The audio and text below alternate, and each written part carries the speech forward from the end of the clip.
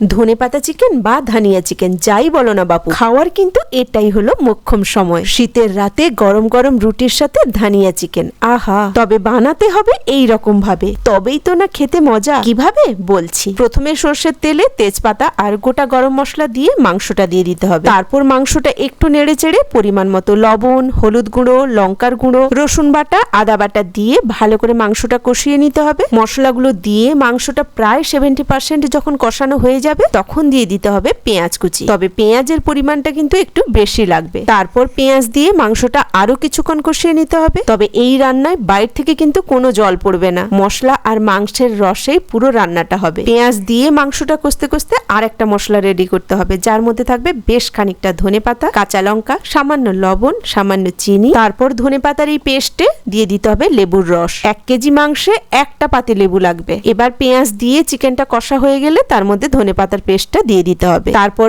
আরো কিছুক্ষণ কষাতে হবে যতক্ষণ না ধনেপাতার কাঁচা গন্ধটা যাচ্ছে। নামানোর আগে আরেকটু লেবুর রস দিয়ে টেস্ট করে একটু দেখে নিতে হবে স্বাদটা যেন টক ঝাল মিষ্টি হয়। একটিবার এইভাবে বানিয়ে খেও। এইটুকু আমি বলে দিতে পারি, যে একবার খাবে তাকে আবার খেতেই হবে।